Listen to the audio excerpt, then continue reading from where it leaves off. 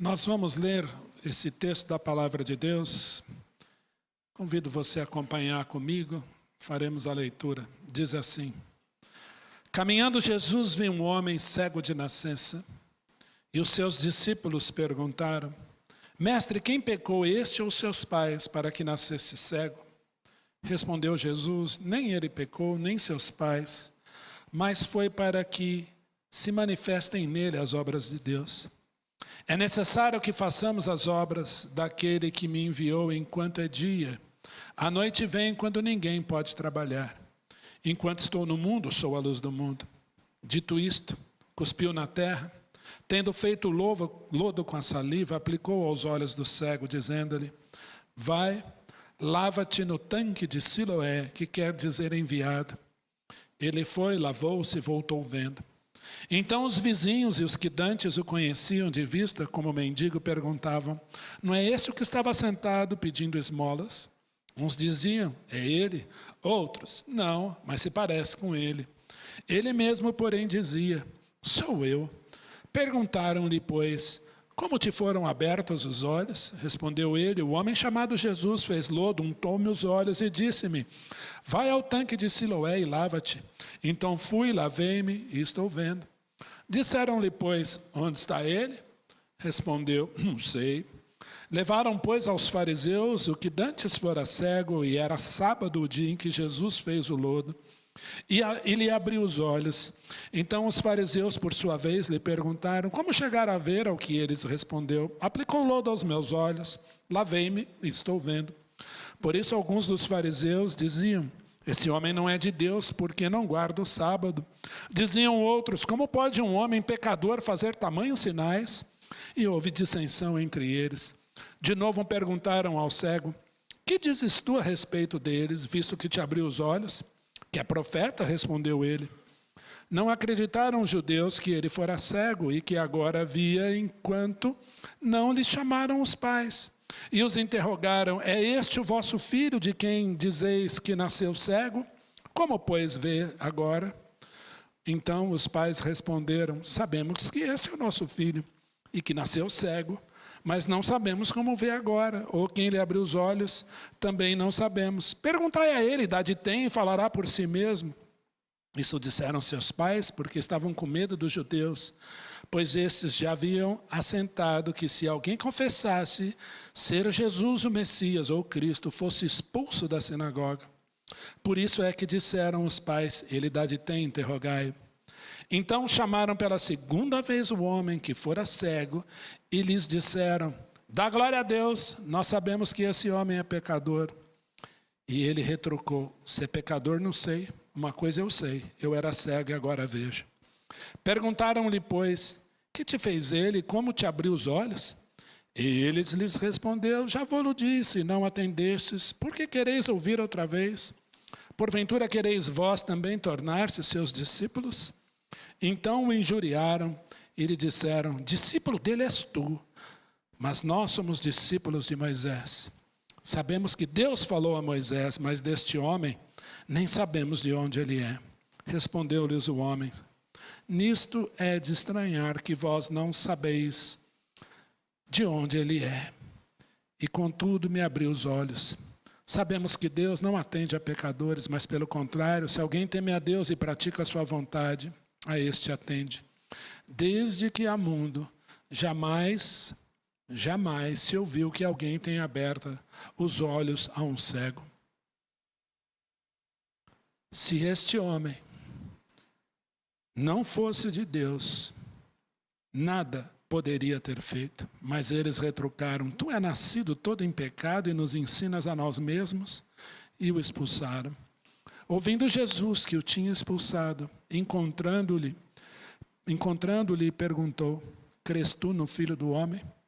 Ele respondeu e disse: Quem é, Senhor, para que eu nele creia? E Jesus lhe disse: Já o tens visto, e é o que fala contigo. Então afirmou ele: Creio, Senhor, e o adorou. Prosseguiu Jesus: Eu vim a este mundo para juízo, a fim de que os que não vêm, vejam, e os que vêm se tornem cegos. Alguns dentre os fariseus que estavam perto dele perguntaram-lhe: acaso também nós somos cegos? Respondeu-lhes Jesus: se fosseis cegos, não teríeis pecado algum. Mas porque agora dizeis: nós vemos, subsiste o vosso pecado. Pai, nós te agradecemos pela leitura da tua palavra, pela grandiosidade dela, por esse texto da tua palavra.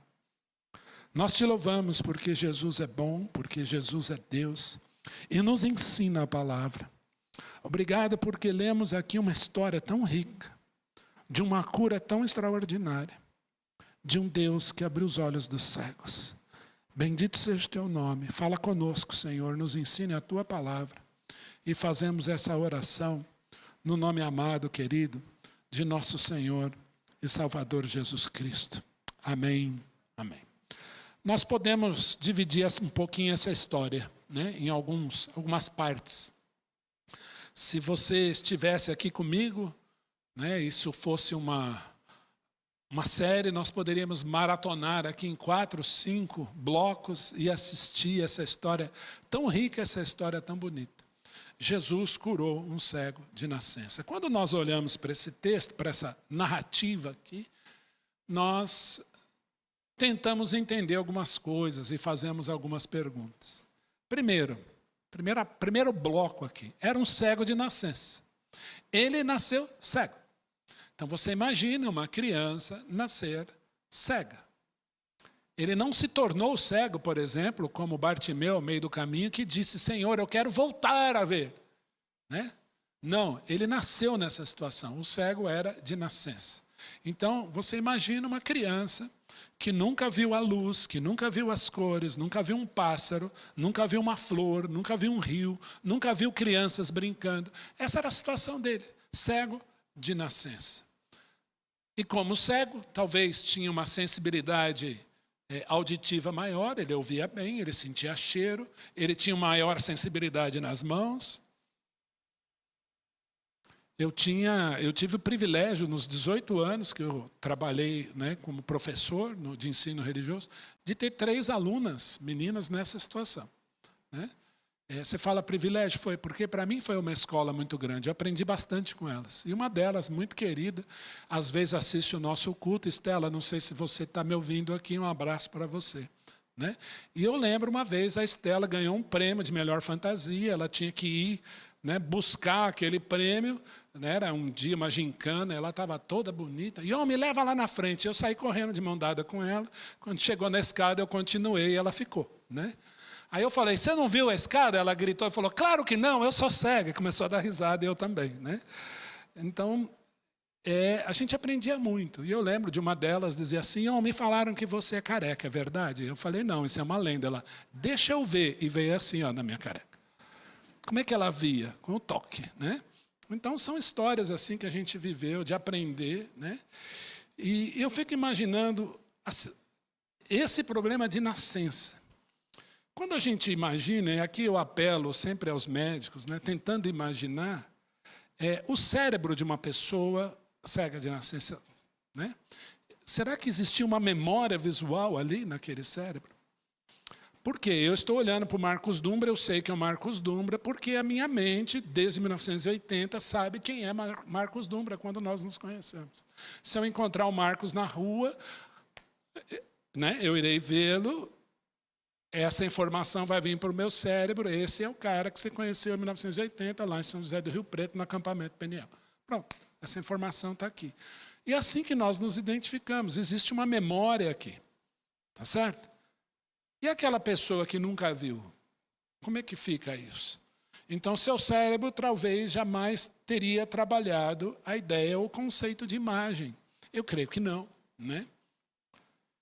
E nesse momento, ele era maior de idade, e a Bíblia diz que ele esmolava, ele pedia esmola, ele não dependia mais, entre aspas, dos seus pais.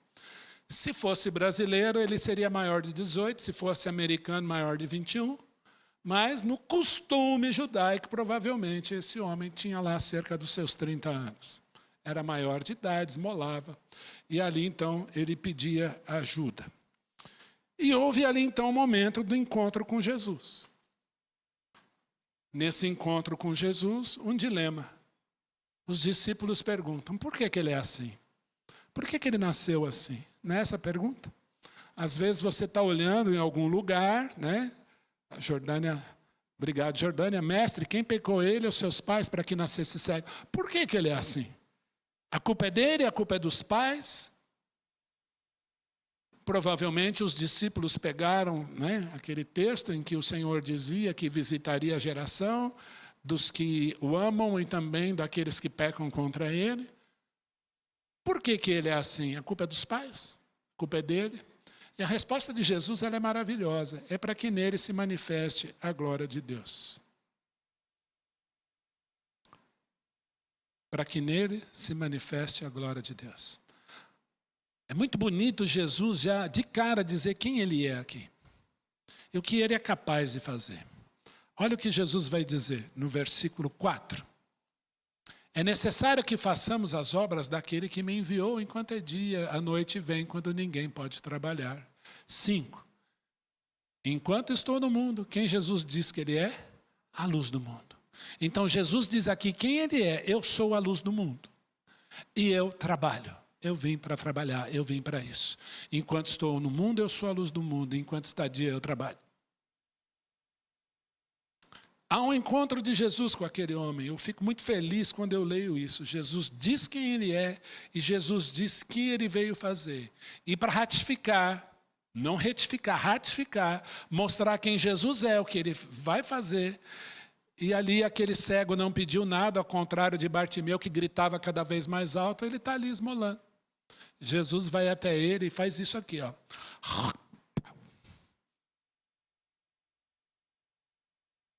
Como você se sentiria? O que significa um cuspir para um judeu? Vocês têm ideia? Quando Jesus foi crucificado, a Bíblia diz que algumas pessoas cuspiram nele. Era um sinal de nojo, de repúdio. Provavelmente aquele homem, ao escutar esse som, alguma coisa parecida com isso, talvez ele tenha se assustado por dentro. Lembra? O deficiente visual tem uma memória auditiva, uma audição geralmente muito boa. Ele escutou esse som. E Jesus cospe ali, faz um lodo, faz ali uma argila, e ó, no olho dele. Há um encontro ali com Jesus. E ele diz para aquele homem, vai para o tanque de Siloá, ou Siloé, que quer dizer enviado. Estivemos em 2015 conhecendo parte do tanque de Siloé, né? O tanque de Siloé é uma construção do rei Ezequias, é muito antiga, há um túnel do rei Ezequias, que ele conseguiu levar água para dentro da cidade de Jerusalém, para que quando a cidade fosse invadida, tivesse suprimento de água ali. Era uma passagem de água secreta mesmo, andamos 500 metros dentro daquilo, né? A gente anda bastante ali, com água mais ou menos até a cintura, um pouquinho menos, né? E você sai do outro lado. Alguns ficaram com medo, foram a seco. Eu já quis ir no molhado, né? Fui lá no molhado e fizemos aquele negócio. Gente, construído à mão aqui, ó. Tá. E é um túnel mais ou menos dessa altura aqui, assim, né? Ele tem esse formato. E o rei Ezequias projetou aquilo para levar água para dentro da cidade. Isso está lá no livro dos reis, a história é contada ali. E esse tanque desemboca, esse túnel de água, né? Esse duto de água desemboca no tanque de Siloé. O tanque de Siloé está ali. E a palavra Siloé quer dizer enviado. Jesus não faz nada à toa. Jesus não faz nada sem querer. Tudo é extremamente calculado. O nome do lugar era enviado. Eu pergunto, por que enviado? Em primeiro lugar, porque Jesus é o enviado de Deus. Porque Deus amou o mundo de tal maneira que deu o seu Filho unigênito, para que todo aquele que nele crê não pereça, mas tenha vida eterna. Porquanto Deus enviou o seu Filho ao mundo, não para que julgasse o mundo, mas para que o mundo fosse salvo por ele. Deus enviou o seu Filho ao mundo, não para que julgasse o mundo, mas para que o mundo fosse salvo por ele. A Bíblia sempre mostra o Filho de Deus, que é Deus enviado pelo Pai para salvação. E agora é esse Jesus que envia. Ele envia aquele homem para a fonte de água da vida. Lembra na semana passada, quando Jesus conversa com aquela mulher? Ele diz que ele faria jorrar fonte de água para a vida eterna. Convido você a acompanhar comigo aí, João capítulo 7. Olha aí, João capítulo 7, versículo 37. João 7, 37.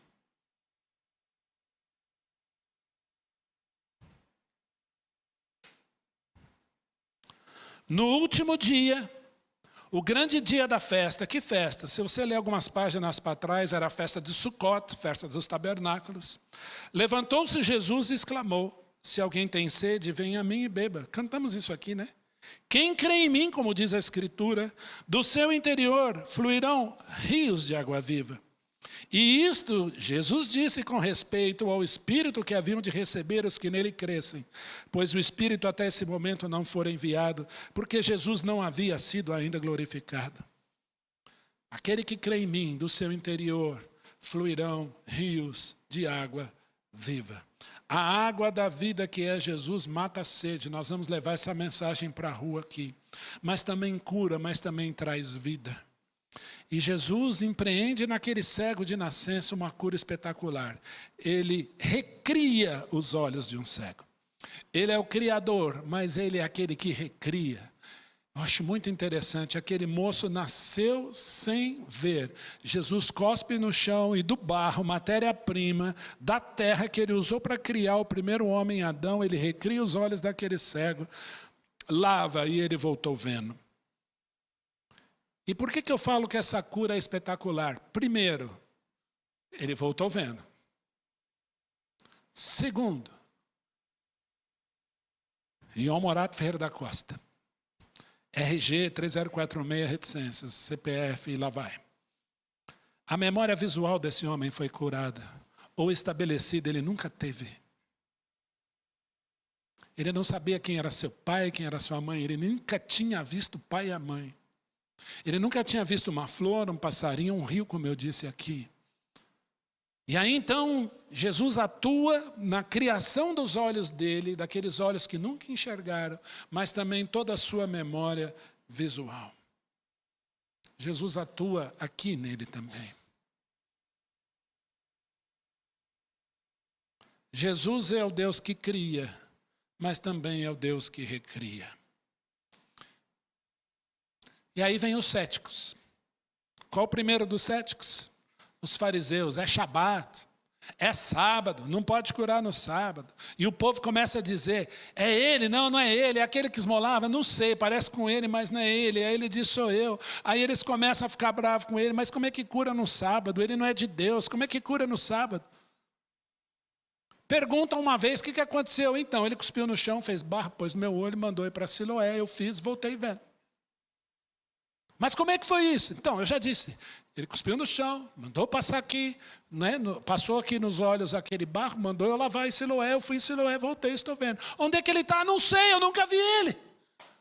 Eu nunca o vi na minha vida, não sei quem ele é.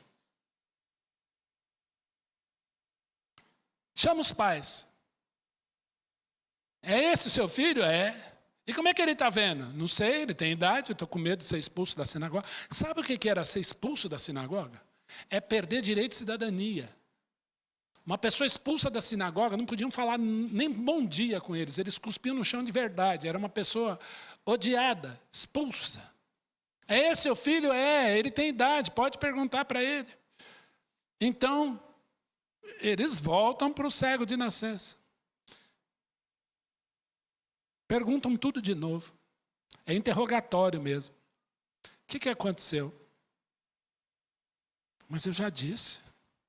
Ele cuspiu no chão, untou meus olhos, mandou eu para Siloé, eu fui para Siloé e voltei vendo. E agora eles pedem uma opinião. O que você acha disso? Uma coisa eu sei, eu era cego e agora eu vejo. E eu sei que Deus não atende pecadores, e eu sou pecador. E eu nunca vi falar na história que um pecador tenha aberto os olhos de um cego de nascença. Eu era cego e agora eu estou vendo. Agora, por que vocês estão me perguntando tanto? Vocês querem ser discípulo também? Pouco importava para aquele homem ser expulso da sinagoga, porque os seus olhos agora viam. Passou aí cerca de 30 anos sem enxergar absolutamente nada. Pouco importava a opinião dos fariseus. Ele esmolava, talvez o relacionamento com os pais já era distante. E eu não sei, mas essa é uma elucubração minha. Depois desse interrogatório, uma pessoa cega de nascença olhar para aqueles fariseus tanto tempo, eu acho que por alguns segundos ele quis ficar cego de novo. Mas isso não está na Bíblia. Mas agora ele testemunha. Seu coração ardia. O tal Jesus abriu os meus olhos. O tal Jesus abriu os meus olhos. Olha lá o versículo 26.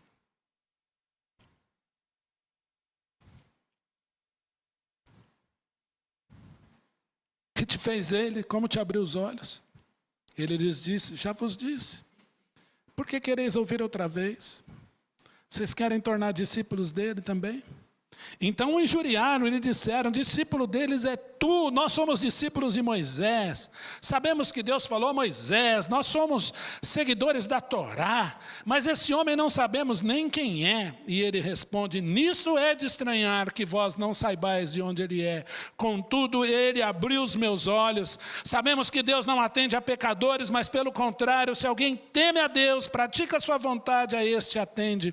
Desde que há mundo, jamais se ouviu que alguém tenha aberto os olhos a um cego de nascença. Se este homem não fosse de Deus, não poderia ter feito isso. Mas eles retocaram, tu és nascido todo em pecado e nos ensina a nós mesmos. E os expulsaram. O seu coração ardia, ele sabia que Jesus era diferente e ele não ligou a mínima. E ele foi expulso. E aí Jesus se encontra com ele. Esse é o próximo bloco da nossa história. Jesus pergunta, crês tu no Filho do Homem? Você sabe quem é o Filho do Homem? Crês tu no Filho do Homem? E ouvindo Jesus que o tinha expulsado, encontrando-lhe, perguntou, crês tu no Filho do Homem? E ele responde, quem é, Senhor, para que eu nele creia? Ego em mim. Você já tem o visto e é o que fala contigo. Então afirmou ele, eu creio, Senhor. E a palavra grega que é linda, proskineo. Ele se coloca de joelhos e o adora. Agora ele vê aquele quem o curou.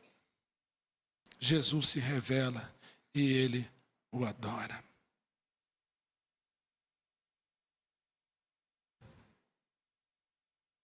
Eu queria dizer para você, para ir concluindo, se você olhar o versículo 39 a 41, Jesus diz assim, eu vim a este mundo para juízo, a fim de que os que não vêm vejam, e os que vêm, duas situações aí, os que não vêm vejam, e os que vêm se tornem cegos.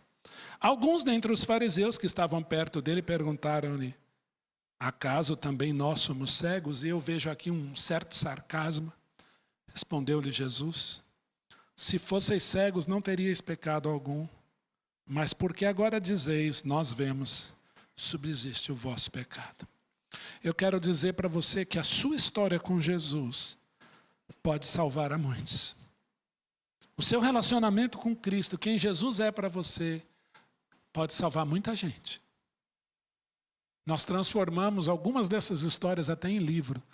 Porque o nosso objetivo não é assim, olha, vou contar a história do fulano, porque ele é muito bom, não. Nós queremos mostrar que é de graça, e que Jesus salva, e que Jesus transforma.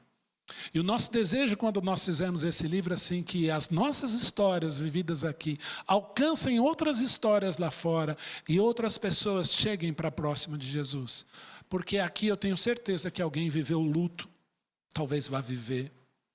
Pessoas que tiveram que perdoar. Pessoas que passaram por enfermidades difíceis, pessoas que passaram por situações extremas, nós temos duas histórias de situações extremas, pessoas que lutaram de todas as formas, quantas histórias, adolescentes que entregaram a vida a Jesus, pessoas alcançadas em sala de aula, pessoas alcançadas na rua, em dia amigo, tem uma história lá assim.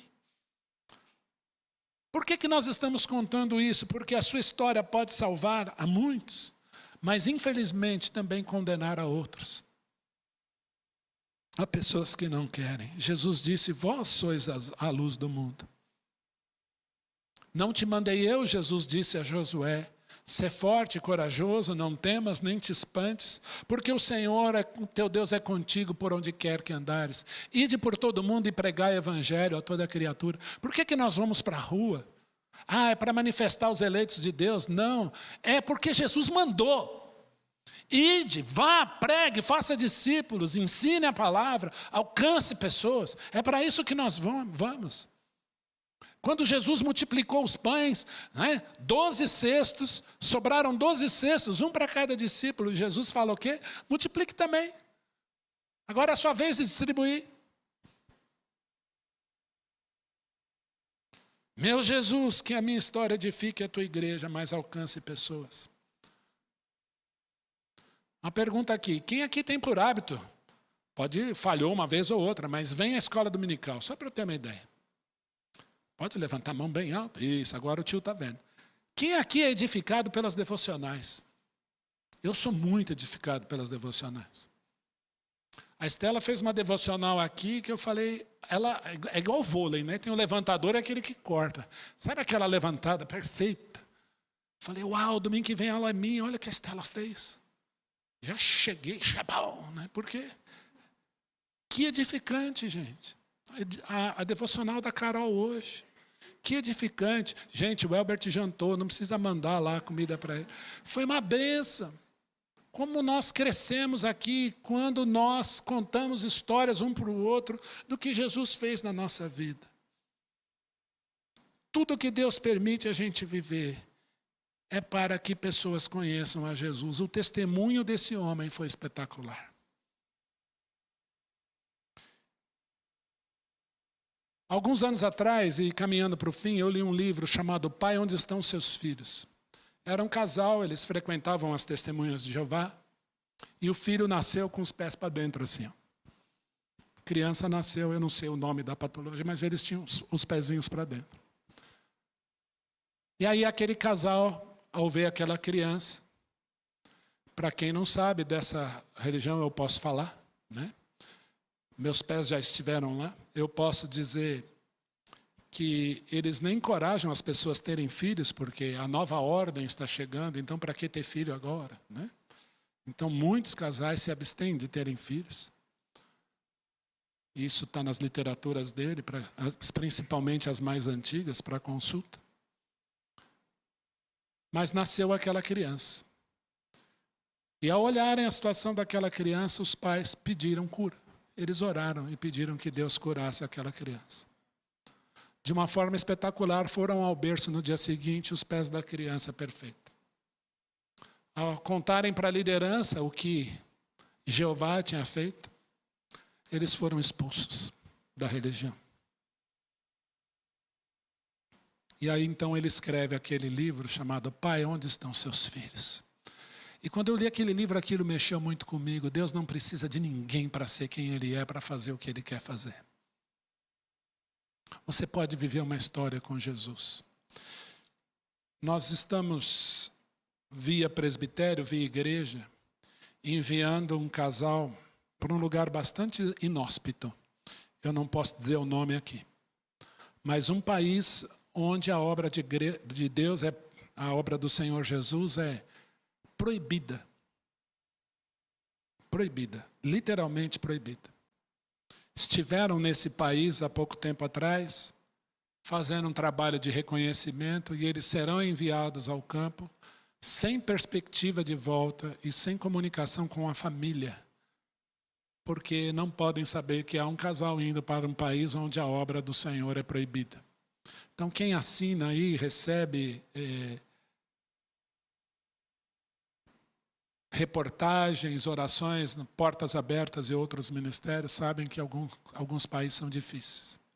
E eles foram para uma comunidade ali. Nessa comunidade eles pregaram o evangelho. E tinha uma família que morava parede com a igreja. E o sonho daquela criança, filho desse casal, 5 aninhos, era ter uma cruzinha de madeira. Ele queria uma cruz para poder andar pendurado aqui. Presta atenção, essa criança não queria um videogame nem um celular, ela queria uma cruz. Apenas uma cruz. Então esse casal missionário ficou sabendo disso, mandaram trazer uma correntinha, comprar uma correntinha e puseram a cruz para essa criança. Essa criança não sabia que aquele domingo de manhã ela ia ganhar aquele presente que ela tanto queria. Porque ela queria levar no peito o que Jesus tinha feito por ela. Acordou de manhã, mamãe, vamos para a igreja. Calma, filha, a igreja é aqui do lado, era parede com parede. Não, eu quero ir para a igreja, eu sinto que hoje a gente precisa ir para a igreja. E eles foram para a igreja quando aquela criança ganhou aquela cruz.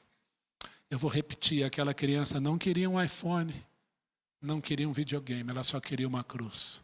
E toda orgulhosa, ficou louvando ao Senhor. E lá naquele país o culto dura 4, 5 horas. Aqui nós estamos a 1h40, estou terminando, alguns já ficam assim, né? Ô pastor, né?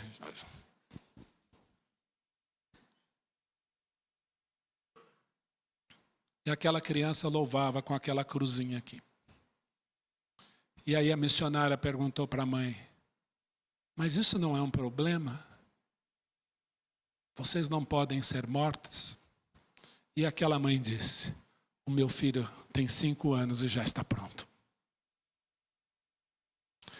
Meus irmãos, que privilégio nós temos esse país de porta aberta, a gente poder ir para a rua. Que Jesus possa tecer no seu coração, na sua vida, a história dele. Assim como fez com esse cego.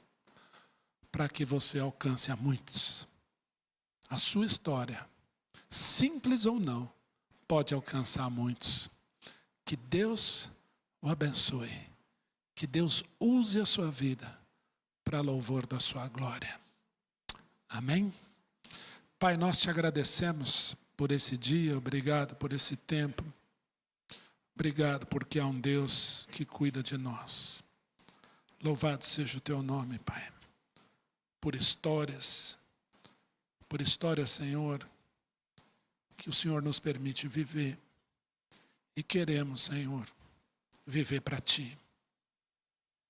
Porque Tu és a luz do mundo.